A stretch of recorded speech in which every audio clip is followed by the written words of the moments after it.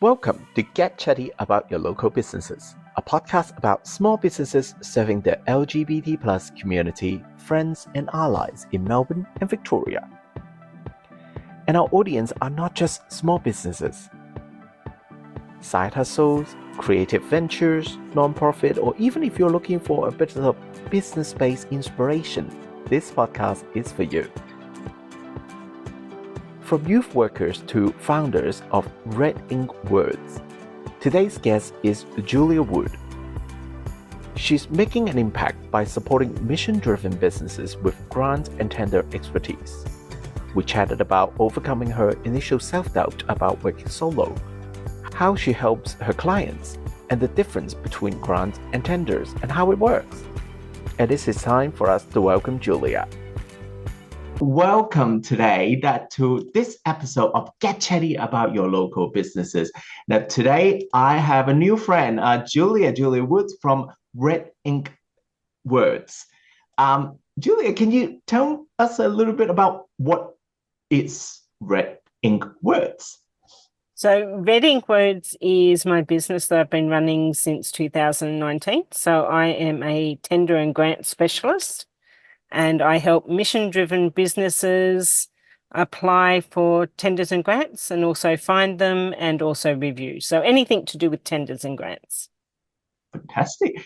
But now, one of the things that it's actually quite a niche area. Can you share that? How did your professional path shape to the point that you were focusing on grant and tender? So I started off my career as a youth worker in a small country town where literally if we didn't apply for grants or tenders, it meant we couldn't either keep running programs or add additional programs. Or sometimes if I didn't win the actual main funding, it meant we wouldn't have a job. So literally you learn very quickly how to apply. I mean, the first one I did miserably at because it's my first and I had no idea what I was doing. So you sort of learn. And as I've progressed through not-for-profits, then my skills have grown because it's how a lot of not-for-profits survive is through grants or tenders. I then moved up in different organisations where I was doing more specific roles with tenders and grants. And then I worked for a government department for 3 years as their lead tender and grant writer. And then they restructured and my role wasn't going to exist. And it was like, what am I going to do? And I decided to walk away and start my own business. So, but initially it wasn't going to be doing tenders and grants. Initially I was going to do social media and content marketing because it was to do with writing, which is what I love doing. And then I had an old colleague reach out and say, look, I've got this organisation who needs some help with the grants. Is that something you can do? And I suddenly realised how much I actually loved doing tenders and grants and changed my entire business direction. That was in the middle of COVID. So one big thing I believe is finesse is not something you can teach. It's something that you develop and build that experience with. And it sounds like that's exactly what happened to you when you realize, oh, actually, that's the space I'm in. Like, and I think it was just lack of self-confidence when I first went out on my own, as I'd always done it as part of a team with tenders and grants. So it was sort of like, how could I do this on my own? And then working with this initial client, it was like, actually, I am still working in part of a team because I'm working with my client. So it's not me just doing it on my own. I work very collaboratively with my client. So it is still doing a tender or grant in a team type approach. That's the only way that whatever the writing is to make sense. Otherwise, that we're talking out of our backside. Yep, making up stuff. Can you tell me a little bit about where you are location-wise? So location-wise, I am wherever my caravan takes me. So currently that's New South Wales, but for the last 2.5 years, I've been through Western Australia, Queensland, Northern Territory, and South Australia and Victoria. So literally I live permanently in a caravan. I'm probably what some people refer to as a digital nomad, or just wandering is what I call it. But yeah, we travel full time. We've been doing that pre-COVID, so since 2019, coming up 5 years this August. Wow. And we literally travel around. So I work with clients all over Australia, and I do that using Zoom or Teams, and occasionally face to face if I'm nearby where they are. We were initially going to speak yesterday, as you know, and Yeah. I had to cancel that because Yeah.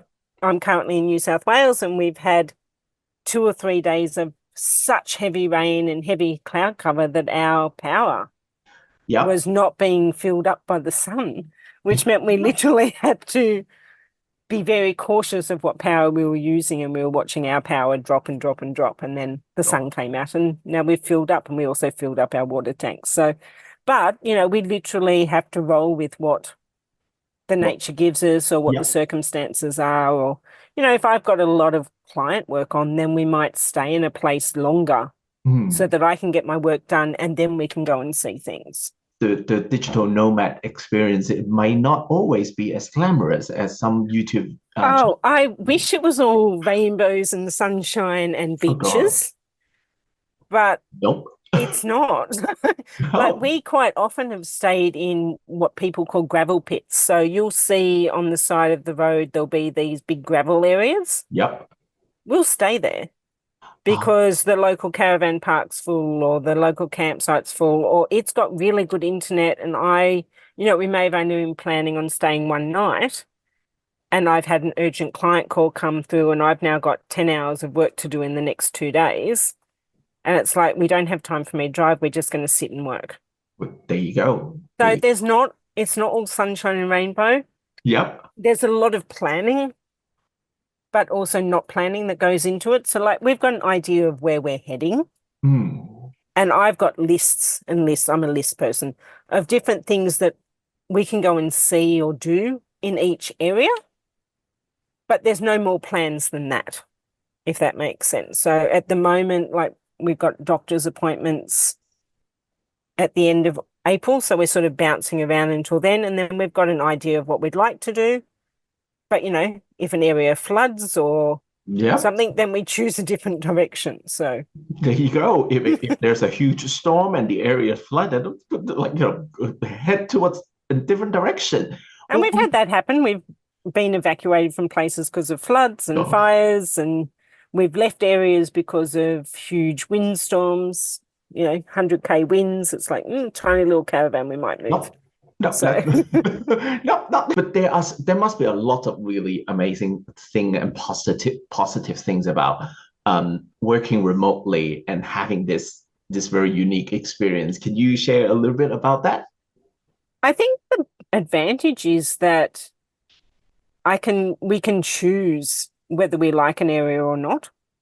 Like, and we've seen some amazing things, like things I didn't even know about. So, as you're traveling, particularly if you don't have a plan or a time frame, we're able to go, oh, what's on in this area? And, Hmm. like, things that I never knew, like, I didn't know that we had orca whales in Australia.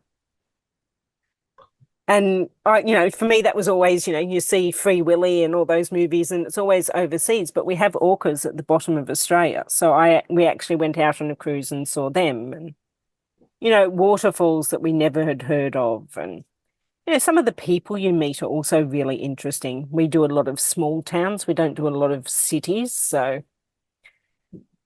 it's interesting meeting different people. And, we can wake up this morning and go, you know what? We don't like this place. Let's go. Or you might have another person who moves into the campground who is very noisy and Ah, doesn't have a lot of respect for other campers. We don't have to, if you're in a neighborhood, you can't do anything about those sort of oh, neighbors. You've just got to exactly. stay there. We can go, you know what, blow this, we're out of here. We just pack up and go. Yep, Or exactly. if we like an area, then we can stay, as long as we want, as long as, we're within the conditions of the campground. So, Because they are words and they are if you make surface based, that means that you have the flexibility of going wherever you are. So after the break is that to talk a little bit deeper about what the grant and tender space is yeah. and how it might help other businesses. So Well, let's take a quick break. Welcome back to the podcast. I'm talking to Julia Wood from Red Ink Words. She established the business and applied her grant and tenders expertise to help secure resources for mission-driven businesses. Welcome back. Can we talk a little bit about what are mission-driven businesses and how you're helping them? Okay, so to me, a mission-driven business is a number of things. So it's either a not-for-profit or somebody who's got a business that's aimed at fixing a social or environmental issue. Yep. It's also businesses that are wanting to make a positive impact. Ooh. So, for example, I work with a construction company that only uses sustainable material and focuses on building, say, schools or hospital, because that's the type of work they want to be engaged in. So it's not to say that I don't work with other businesses or organisations. They're the ones that I'm attracted to, those and people from community. Yes. And there's actually a lot of grants around for LGBT community, yeah. We'll talk offline. So, there's actually quite a few either, and also for women as well, and also people from different cultural backgrounds. So there's a whole range of different grants, in particular grants, more so than tenders. So probably important to understand what the difference is between the two. So what they are then? What's the difference? So a grant is usually funding that's given to achieve an outcome. Yeah. So it's like, to grow your business or to change community's perception of LGBTQ plus people, or to fix an unemployment issue in a local community, or, to save koalas, or so there's an outcome. A tender is more like contracting for government business. So you might have the local council that wants to build roads. They'll put out a tender for people to say, I can do that work, and this is how much it'll cost. Where with grants, you've got to come up with how you're going to achieve the outcome. So it's not so directive. It's more, we've got this problem, how are you going to solve it? And you've got to come to them with a project of how you would solve that particular issue or achieve that particular outcome. Wow, that's very so interesting. Tenders are more contracting, business type stuff, and grants are more, I suppose some people say, more objective, project based. For me, I came from a commercial background, so it's the only way to grow is to make more money, to put in more. But then, which is what tenders are about. They're all competitive. It used to be tenders were more competitive, but since COVID, and particularly say the job seeker grant where people could apply to get funding, people have realized that there's these things called grants that will help them grow their business or achieve particular outcomes that they were trying to do with their business or organization, which means a lot more people are now applying. It is about being clear on what you're wanting to achieve with going for grants. Grants aren't for everyone, but they can be good if you get them. Well, actually, that's the perfect segue for my next question, because this is still an area that is still quite new to me, and I would imagine for a lot of, for example, LGBT plus small businesses as well. Can you describe a time that you, for example, how you help a client of yours to realize what they need, and then how they move into getting that grant or tender? No need to include names, and then no, I know. I'm trying to think of one client because they're all so very different. So for some of my clients, I always offer an initial consultation free, just because it gives people that chance to have a discussion about what they're looking at doing with grants or tenders, and whether they're actually ready for that or not. Because some people think, I'll just get a grant, that'll help. And it's like, but you've got to have some runs on the boards to be successful with grants. If you've literally started your business last week, you're not going to win a grant in the next 6 months, unless it's one for like a startup or something like that, where they are expecting you to not have a lot of runs on the board. So I have helped clients search for the right grant. So we'll go through each grant and we'll assess all the fine details as to, are they eligible? Do they have the insurance levels they need? Do they have the right number of staff or the staff expertise they need to be able to complete the grant? And then I sit down with my clients and we work out what information they have that will help us answer some of the questions. So, there might be a question on work health and safety, or there might be a question on the methodology behind your project, or there might be a question on, what outcomes are you hoping to achieve and how are you going to measure that? So I work really closely with my client to work that out, because quite often people have an idea, I want to put on this project to help LGBT people be able to have better access to the local gyms, for example. So, I want to do, an awareness raising thing so that there's less discrimination. Mm. And then it's a case of, okay, so you've got this idea, how are you going to actually run it? And quite often people go, oh, I haven't thought that far. So I actually work with my clients to help flesh that content out. Not all grant writers do that. So grant and tender writers are varied in what they do. So it's about finding a grant or tender writer that works with you in the way that works for you. In that, I encourage them to talk about what they're doing and what their passion is and how they see it happening, flesh their project out a little bit more. Other grant writers might not have that same background, so they'll go, look, go away. These are the things you need to think about, and then come back and then we'll write it. But I do all of that as part of what I do. So I help my clients flesh out the project, and I have a look at what content they might already have. So, they've, quite often will have a website, or they might have brochures. If they're not-for-profit, they might have an annual report they've had to do, or they might have reports they've had to do for other projects. And I will ask for all that content to be given to me, because I can use some of that content to create the content to answer the question. Absolutely. So then I go away and I draft an initial response. I just noticed that we have something in common, because I enjoy storytelling. And in a way, this podcast is a form of storytelling. And so is grant and tender writing. It's a form of storytelling. It is. And another thing I noticed based on what you just described is, in addition to the collaboration and the writing, it's a form of project management. It is. Because and a lot of people don't realize that. They just think I'm going to just write words and give it back to them and then they'll submit it. And for some grant and tender writers, that is how they operate. I see. It's just not how I operate. No. It's, I like to make the whole process as simple and easy as possible.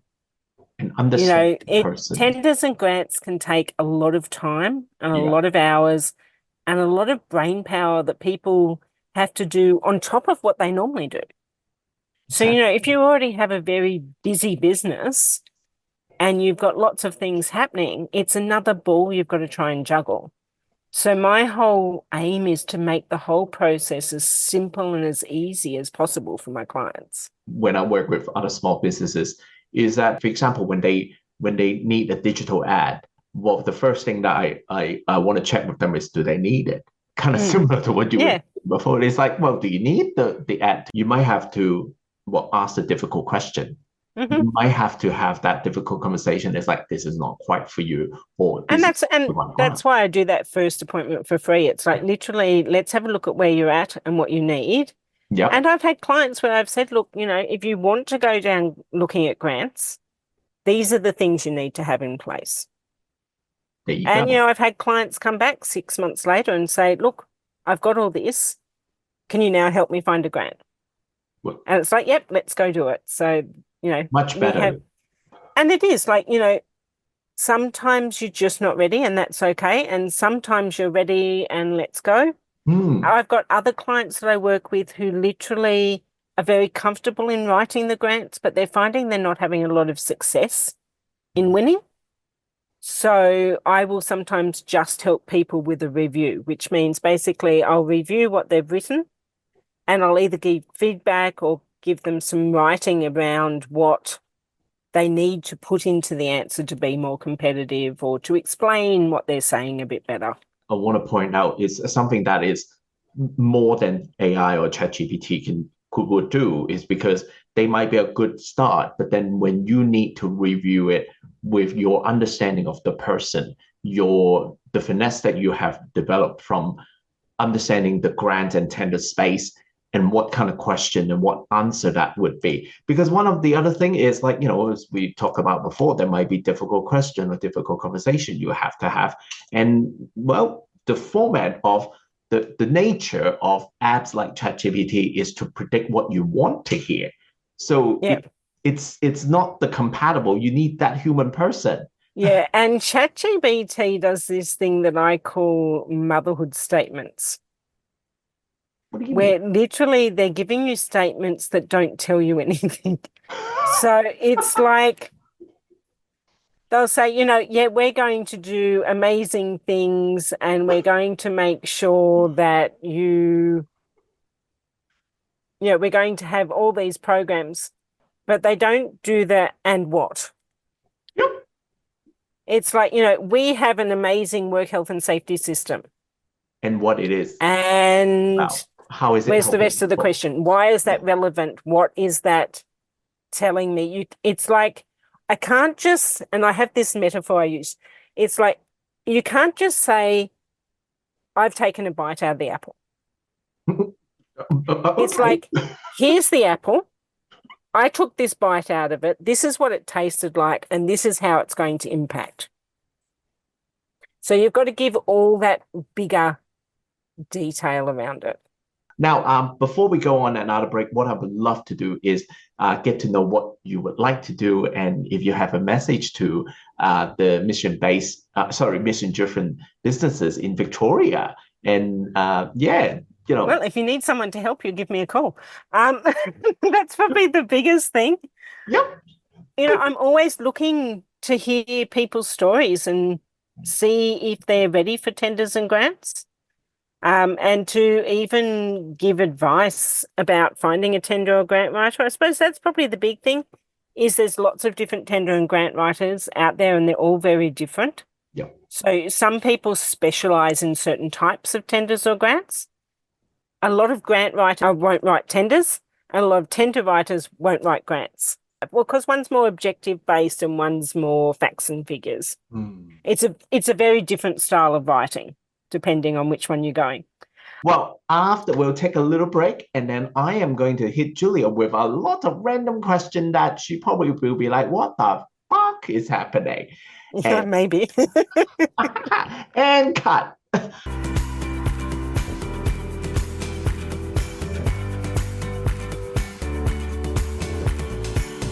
Well, anyway, now we're going to do the question in a hat, and they are very random bullshits. Yeah, let's do it. Okay, well, all right. Yep. What is one item you couldn't live without? Car. Do you want to know why? Oh, why? Because I can't travel without a car. I can't get anywhere without a car. And I think for me, a car has always symbolized freedom.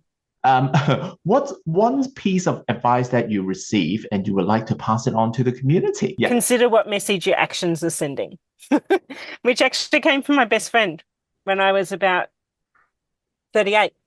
So just before I came out, I had a whole stack of stuff happening and she said, so, what message is that sending? Like if you follow this path, what message does that send people? Wow. And it was like, okay. So yeah, it was about me re-looking at my actions instead of just thinking how are people going to react to it. It's like, well, what message am I giving to them? That must have been quite impactful because that's, like, as you say, it made me come out of the cupboard. So yeah. Oh, well, I mean, hey, that's a much more elegant way to put it because I have something similar, which is I said, if you take a sleeping pill and a laxative before going to bed, you get what you get the next morning. Just saying. And if you have unlimited resources to make a streaming special or movie or TV series, what do you think it would be? So there's two. So one is I'd love to do a series around my girlfriend and my travels. Yep. Problem with that is neither of us like being, in front of the camera. We like being behind the camera, so it wouldn't be such an interesting series. But I'd like to show the low lights reel as well as the highlights instead of just all the pretty stuff. But otherwise, I would love to bring the Dragons of Pern to life. So Dragons of Pern is a science fantasy series that I read when I was younger, by Anne McCaffrey, who's my favorite author. And yeah, I would love to bring her series to life. There you go. Wow, that's another thing for me to Google. What is one biggest misconception about your area of work that you would like to break? That winning a grant is easy and the best way to grow your business would be one of them. Oh, and that being a digital nomad is all sunsets and no work. Nope. Guess again. Well, since Tuesday, so what's Sunday now? So yeah, literally in the last week, I've worked 48 hours on writing for clients. So whilst I've had beautiful sunsets every night, there's been lots of work. Oh gosh, it's always about balancing. It's just like we talked about before. All these people on Instagram, of course, it's great, but then it's one picture out of a 48 hours or 24-hour period. That's not representing everything. And no. There you go. Well, that's your series. I would rather watch. And now, what's your favorite way to relax and unwind during, say, a Wednesday? I think for me, it's just looking outside our window. Yeah. Or going out to whatever's outside my window. So wherever we are, it's like getting outside into nature. If for some reason I can't get outside or the view's horrible, which isn't that often, reading. Reading's probably my big relaxation thing. The best thing is because you have a different view and different location every once in a while. So I have a feeling that your books will be like, please give it a go. Please try us from time to time.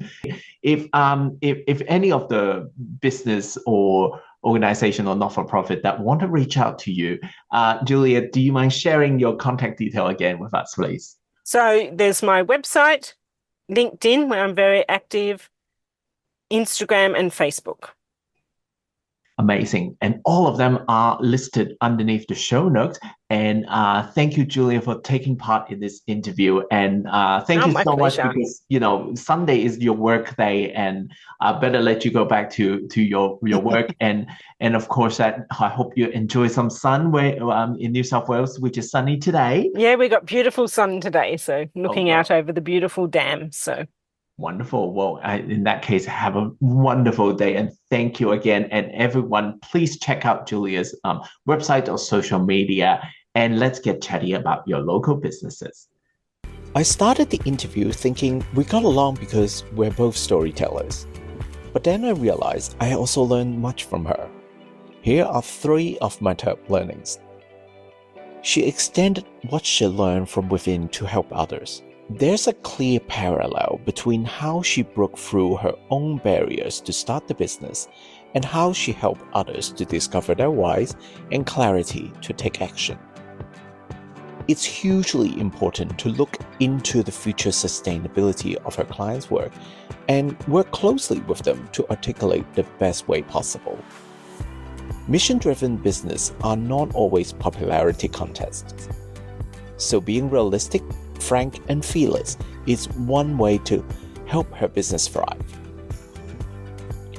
She also understands the scales of operation and how to optimize her remote resources, which allow her and her girlfriend to work and travel around the country. Of course, it's not always glamorous, but it's safe to say that every day is a new adventure to them. I want to thank Julia for taking part in this interview. If you or someone you know may need some help securing grants or tenders to grow what you do, why not check out Red Ink Words and set up a complimentary meeting? Information's on the show note. Thanks for your time, and I'll see you next time.